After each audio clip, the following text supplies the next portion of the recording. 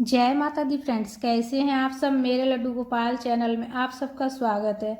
आज मैं आप सबके साथ शेयर करूंगी नवरात्रि पूजन की चौकी कब और कैसे उठाएंगे, विसर्जन कैसे करेंगे, पूजा में चढ़ाए गए सामग्री का क्या करेंगे, कलश के ऊपर जो नारियल है उसका क्या करना है, ज्वार जो बोए हैं तो उसका क्या करना है, पूजा में चढ़ाए गए सामग्री का क्या करना है, पूजा में चढ़ाए गए सुहाग की सामग्री का क्या करना है, पूजा में चढ़ाए गए नारियल का सुपारी का क्या करना है।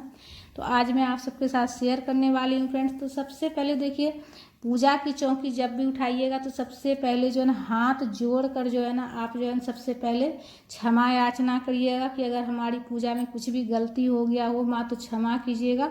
उसके बाद प्रार्थना कर लीजिएगा कि हे माँ हमेशा आप सूक्ष्म रूप में हमारे साथ रहना माँ। इस तरह से प्रार्थना करने के बाद ही पूजा की चौकी उठानी है। तो पूजा की चौकी जो है ना देखिए 10 पूजा को उठाया जाता है। 10वीं के दिन जो है ना पूजा की चौकी उठाई जाती है और उसी दिन जो है ना विसर्जन भी किया जाता है 10वीं के दिन। तो देखिए सबसे पहले 10वीं के दिन जैसे खोइचा अगर आप घर पर देते हैं तो खोइचा देने के बाद ही आप जो है ना पूजा की चौकी उठाइएगा। अखंड ज्योत अगर आपका प्रज्वलित हो तो अखंड ज्योत जब शांत हो जाएगा तभी आपको पूजा की चौकी उठानी है। दीपक जब जलता हुआ रहेगा तब आपको पूजा की चौकी नहीं उठानी है, इस बात का ध्यान रखिएगा। तो सबसे पहले तो देखिए दीपक जब शांत हो जाएगा 10 पूजा को, उसके बाद ही आपको पूजा की चौकी उठानी है। सुबह में मॉर्निंग में पूजा करने के बाद आप जो है ना उसके बाद जो है दोपहर में भी पूजा की चौकी उठा सकते हैं, दिन भर किसी समय भी आप उठा सकते हैं। तो सबसे पहले तो देखिए आप कलश को हिलाइएगा, उसके बाद चौकी को हिला लीजिएगा थोड़ा सा, ठीक है। उसके बाद आप सामग्री सब उठा लीजिएगा। जो पूजा में जो पुष्प वगैरह सब चढ़ाए हैं वो सब विसर्जन करने के लिए रख लीजिएगा। विसर्जन कैसे करना है वो भी मैं बताऊंगी। और देखिए नारियल जो कलश के ऊपर जो नारियल है ना, उस नारियल को देखिए आप विसर्जन भी कर सकते हैं और बहुत से जगह पर जैसे नारियल फोड़कर प्रसाद के स्वरूप में ग्रहण कर लेते हैं। तो देखिए आप विसर्जन करना चाहें तो विसर्जन कर सकते हैं या फिर आप प्रसाद के रूप में ग्रहण कर सकते हैं।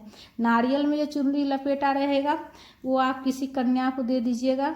और अगर नारियल के ऊपर आप कलावा लपेटे हैं तो पूरा परिवार आप उस कलावा को अपने हाथ में मतलब बांध लीजिएगा। रक्षा सूत्र हो जाएगा तो वो बांध लीजिएगा। और जो भी आपने जो हवन वगैरह किए थे वो सब आपको एक जगह रखना है और एक जगह रख लीजिएगा। विसर्जन करने के लिए पान वगैरह जो भी चढ़ाइएगा पूजा में वो सब आपको एक जगह करके रख लेना है। विसर्जन करने के लिए मिट्टी का दीपक रख लीजिएगा और धातु से बना हुआ जो दीपक है वो आप अच्छे से साफ करके फिर से पूजा में इस्तेमाल कर सकते हैं। हवन जो कीजिएगा तो वो अगर मिट्टी का आपका है तो वो भी आप साफ करके फिर से आप इस्तेमाल कर सकते हैं। और चिमटी वगैरह जो पूजा में आप अखंड ज्योत के पास रखे वो सब फिर से आप इस्तेमाल कर सकते हैं।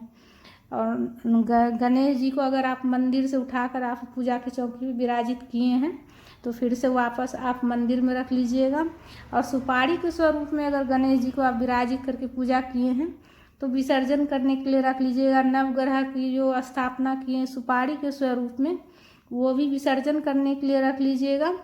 सभी सुपारी को एक जगह रख लीजिएगा। पुष्प के साथ ही विसर्जन करने के लिए सारा सामग्री एक जगह रख लेना है, सारा एक जगह रख लेंगे।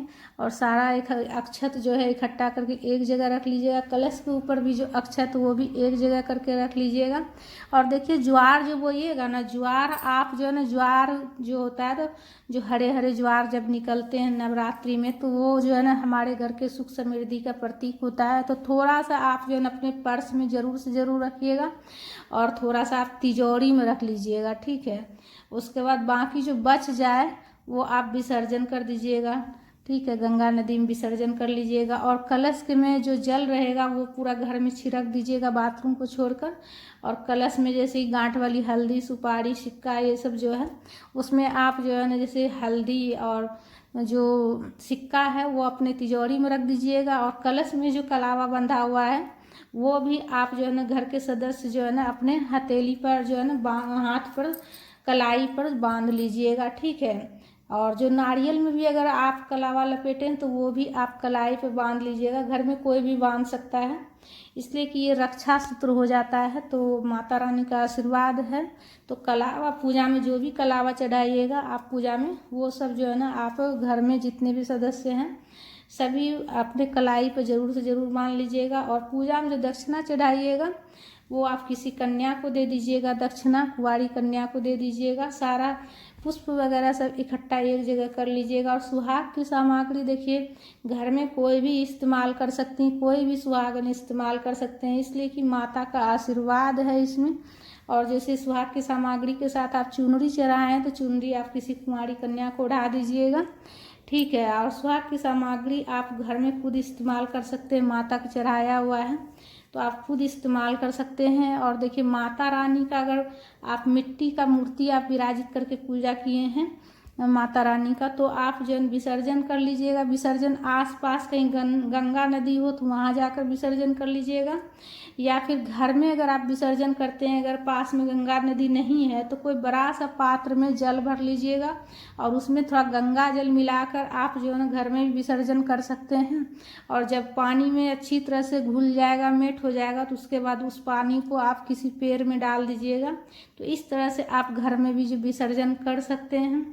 और जो पुष्प वगैरह चढ़ाए हैं वो आप जो आसपास कहीं गंगा नदी हो तो वहाँ भी विसर्जन कर सकते हैं, या घर में है ना आप जो गमला में डाल दीजिएगा, या फिर आप कहीं जाए तो मिट्टी हो, जमीन तो कच्ची फर्श हो तो वहाँ भी आप गड्ढा खान के आप जो जितने पुष्प वगैरह रहेगा, फूल वगैरह रहेगा पूजा में चढ़ाया हुआ, वो आप जमीन में भी आप जो है ना गाड़ सकते हैं। तो उससे जो है ना आप गड्ढा करके डाल लीजिएगा, तो उससे जो है ना आपका जितना भी पुष्प वगैरह रहेगा उससे खाद बन जाएगा। तो इस तरह से आप सरल विधि से जो है ना आप घर पर भी विसर्जन कर सकते हैं, या फिर आसपास में कहीं गंगा नदी हो तो वहाँ जाकर भी आप विसर्जन कर सकते हैं फ्रेंड्स।